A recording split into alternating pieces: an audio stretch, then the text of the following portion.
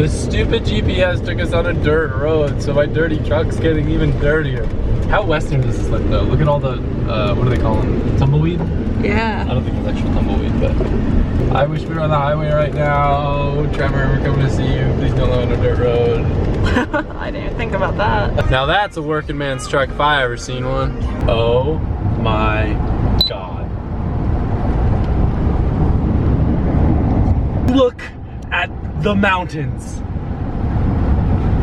You're a little bit too excited. Those aren't even the big ones I yet. know, there's like a random rock in the middle of the world. I know. Oh, it's called Castle Rock. Where? And look, after the bridge. Almost made it to Trevor's house, but we had to stop for a little caffeine. We're getting a little groggy, but we're really close. You might be aware that there's this like new trend of nitro cold brew in coffee, and I tried it at Dunkin' and it tasted like absolute garbage. I thought it was carbonated coffee, but I guess it's not. It's some sort of weird brewing procedure that's supposed to make it more smooth. And I tried it again at Starbucks, and it also tasted like garbage. But the solution is white mocha. You have to tell them to have a white mocha cold brew, nitro, and it's delish. And they only come in sizes tall or grande, which is small or medium, because apparently if you exceed the medium size, you actually exceed your caffeine intake for the entire day. So instead you just have to buy two. we got 2 talls actually. Shh. The lids are kind of cool, but there's no ice in it, so I feel like it's not gonna stay cold that long. They don't have commuter lots here, they have commuter hills of sand. You think you're so funny. Is that what these actually are? Yeah, I think it's to like park and then ride in someone else's car, share cars. Wow, we're in the desert kind of. Doesn't this just look like something you would see in MX vs ATV Unleashed? Did you ever play that game, Nicole? We made it to Trevor's house. Trevor, how have you been? Oh, not I just can't believe you guys are here. I know. Made it all the way from Florida. It's crazy that you came here, but with a truck and a trailer, and we're actually gonna like do car stuff and drift. But I'm excited. The funny thing is, it was kind of like one of those things where Trevor's like, yeah, you guys should totally come visit us in Colorado. And we were like, yeah, maybe one day. And it's one of those things where we didn't really think would ever happen, but we're here. We're actually here. I'm stoked. You guys are actually here. If you are familiar with Trevor's channel, it's called Motion Auto TV. I'd say one of his most wide-known projects that he has going on right now is a Supra that he recovered from, was it like the woods? Just a destroyed Supra? Like a field in Illinois. It was just under a tarp, like grown with weeds all around it. I don't know. It was an interesting situation, but it's getting close. I'm excited to see it. A basement, you know, we figured we didn't want, because we just had a baby like 25 days or something ago.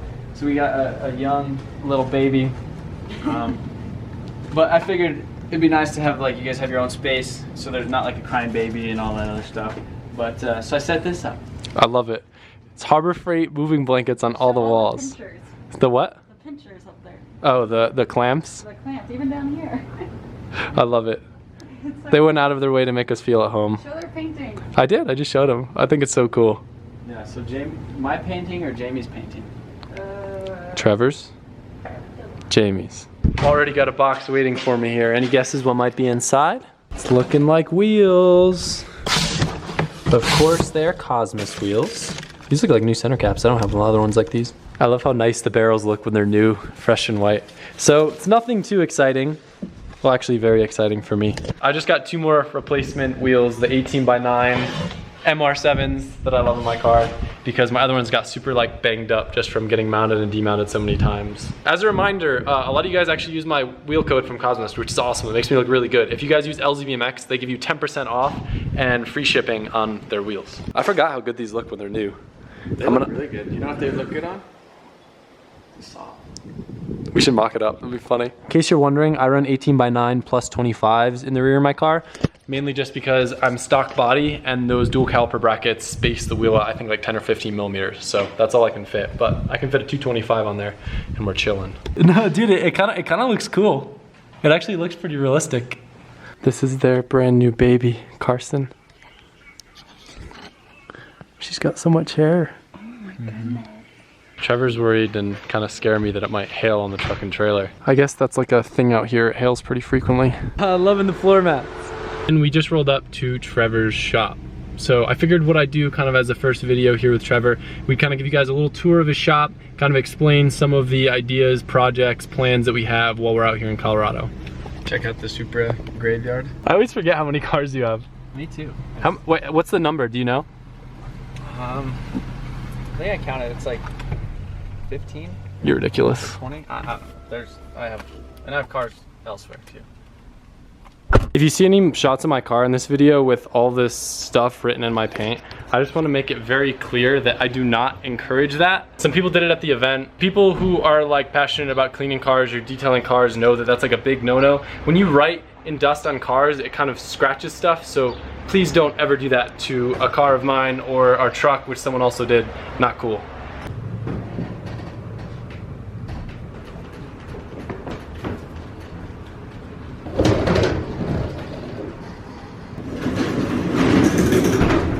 When it's sunny out, oh my gosh, that chrome plating on the ramp is just like a magnifying glass. By the way, I noticed a bunch of leaks underneath my car. Kind of smells like coolant to me, so that'll be fun to see what's causing that when it's up on the lift. I wonder what this is.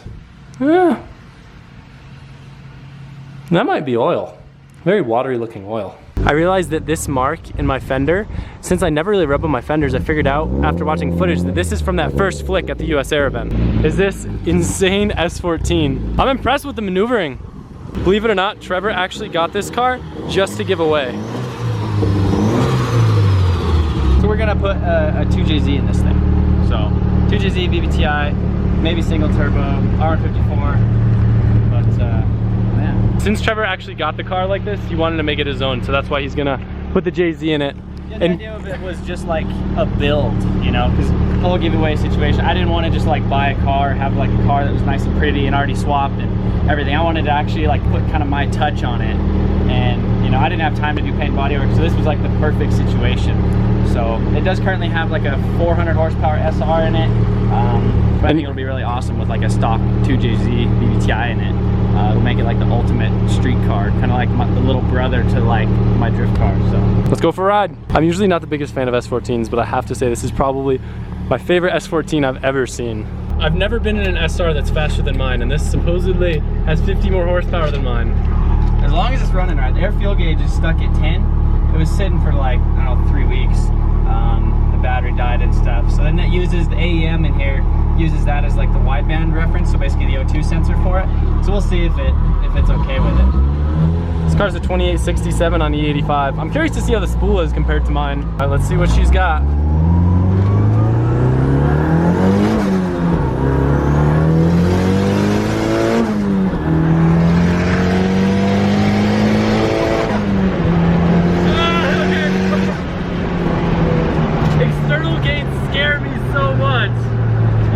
I constantly feel like the car's gonna blow up, especially after Nicole's car. It's all loud and you're like, oh, is that the engine rattling or is that just it screaming at me? I wish my car had the top end of like a bigger turbo because mine kind of falls off a little. Man, that's fun. So I thought it'd be cool to do a little bit of a tour of Trevor's shop and then kind of go over my car and just have him kind of make fun of all the stuff that's wrong with it, because I know there's a lot of stuff that's wrong with it underneath right now. Stuff is loose, there's leaks, so you got quite a few cars in here. These things. So instead of like an MTV Cribs, this is gonna be like a YouTuber's like junkyard. So I'll give you kind of a little tour of this thing. This is a 72 Datsun 510. This was actually my great grandma's car, and I got it when I was 14. It was the first car I ever did body work on, and the second one I painted. I initially swapped a KA in it, and then a couple years ago I pulled the KA out and put in a fully built SR20. So it's a pretty cool car. It's not in its final stages yet. I want to like redo a bunch of things. There's a random Turbo Civic that's second on the shelf. It's like a forged sleeved like turbo D16 that needs finished and wiring and stuff. And then that on top is an S14 that is basically a shell I got a long time ago and caged it, and it's like the backup for my drift car in case I ever wadded out. Can you explain how you got the cars on this? So it was a forklift. We just like basically we put that one up there first, and then put the Civic, and then just drove that thing underneath it. But yeah, it was kind of I was puckering a little bit because I was the one with the forklift, like putting them up. The neighbor has one, and we put the extended forks, and it was kind of scary because it was way up there and kind of doing. But yeah, it got up there. This is the 95 240 SX. It has a kooky front end swap, like a close to 400 horse SR in it, and this is going to be the giveaway car. So we are going to be swapping in a 2JZ GTE and an R154, basically like a little mini replica of the drift car. I've showed your drift car in videos before, but do you want to go over it again just a little bit more in case people haven't seen it? Yeah, so this is basically the same thing, 95 240SX, kooky front, origin body kit. This one does have the 2JZ GT BBTI. A little bit different than a lot of people do 2JZ swaps. I'm on the stock ECU actually with upgraded Garrett GTX 3582 turbocharger. You know, just simple stuff like no rear mount radiator, no crazy stuff. I have a water sprayer on the intercooler and pretty decent fans. And I just try to keep it as simple as possible, just to keep like a reliable setup. And it does have a Nissan 370Z transmission. So I've been beating on this thing for about 2 years now, and it loves every minute of it. So one of the interesting things too, you guys might know we had some issues with clearance for fans and stuff on Nicole's car. So instead of doing a tucked radiator like we decided to do, Trevor actually cut this support and was able to move the radiator forward more so he could fit a shroud and some fans. Yeah, so and I just recently painted it at the beginning of the season because I did hit a wall like last season in Vegas. But yeah, this is the lift. This is where a lot of the, I don't know if you can call it magic, but stuff happens. That's nice to work around. Normally, it's actually cleaned up a little bit now from what it was before. But tire machine. Every drifter's got to have a tire machine. Comment below if you guys remember the car that Trevor used to have sitting over here with this stuff piled on it.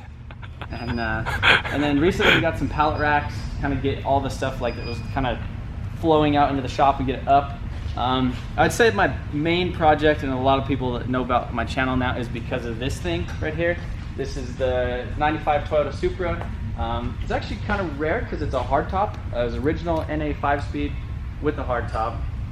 When I initially got it, can you insert a picture of it? Yeah, I was planning on it already. So it's all multicolored and crazy stuff. Basically, we drove, it was like 18 hours up to Illinois and basically pulled it out of a field underneath a tarp with weeds growing up all around it. It was actually one of my YouTube subscribers. They hit me up and was like, hey, I have this Supra, because I mentioned that I wanted one. So I made the drive, got it. It's pretty much bodyworked. I almost had it painted basically last night, like when you guys would have got here. That was when I was planning on having it close to done, but a few more little things I need to do to it. Yeah, it did have a lot of like random issues, like they cut out the inside of the pillar right here, like the factory sheet metal, so I ended up having to weld some stuff back in there. And then they also like cut the engine bay, like the tubs out up here. So it kind of went through like 5 different owners that wanted to go like race car with it, and they just ended up doing random stuff. So now I'm kind of putting it all back together. When I initially got it, I didn't realize, I knew Supra parts were expensive, but I didn't know they were like that expensive. So recently I just picked up this thing. This is like a gold mine for me, especially. This is a 95 twin turbo 6-speed Supra.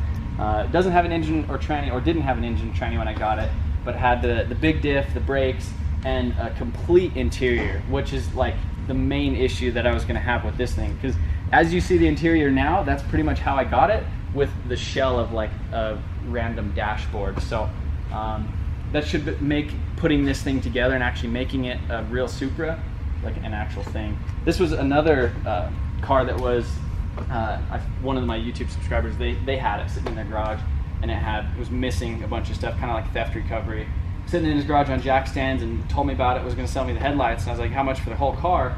So I ended up doing that, and then went on like a 3,500 mile road trip in a couple days just to grab basically both of the cars and hauled 2 cars back to Colorado. So, but yeah, so I think this week we're going to be doing some stuff, replacing the tranny. What other things are we going to do that? To my car? Yeah. Well, do you want to go underneath it and point out all the wrong stuff first, and then we can kind of address it as we go? I always have this in my knife. That's like my everyday carry. So first thing, so you want me to give it the old nitpick? Yeah. Well, I already told. I know there's a lot of stuff wrong, but I think it'd be funny for you to just pick everything out that's wrong. All right. So the leaky power steering rack, and also we're gonna relocate this. Like the steering rack, we're gonna move it like 3/4 of an inch forward, because he has those stupid offset rack spacers that just put like a bunch of like tension on the rack. And how many racks have you went through, or like 2 racks, how but many issues have you had with those things for the every event? Yeah. And yeah, so I told him a long time ago, and you guys were actually going to relocate it before you left for the road trip, but you didn't have time. I have a relocated rack in my S14, and I love it because I had these on there and I hated them. Yeah, we'll do that. Maybe, are we going to get a different steering rack? Yeah, we might have to, or a rebuild kit or something. And then replace this insanely blown transmission that rattles like a box of rocks. And is a little leaky, but we don't know if it's a rear main seal or if that's gear oil yet. Yeah, I'm not sure what that is yet, but because the VR1 should be kind of green. That's kind of, I don't know. We'll see. We'll look at it when we get it off. And then I found some like loose, this one you can really see it. A loose, that's the traction rod. Hold on. Yeah, you can see that's loose. Okay, and then his axles have a little bit of play in it, as well as a torn boot. And then when you rotate it, you can just see how much they. So it suffered a little bit of abuse on this. I think like 9 tracks you've drifted this. for the past 2 months, we've done an event every weekend. And normally I go over my car pretty well, but since we haven't had access to a lift, it's kind of hard to go over all the nuts and bolts. But that's just crazy. You've been driving. Oh, forgot about the main thing that I found. Is this thing right here? It's that. The S. I think it needs one of these. It needs that right there. So this is the 2J that's going in. Thing. Sorry, it's covered in 1J wiring harness, but that needs to go in here.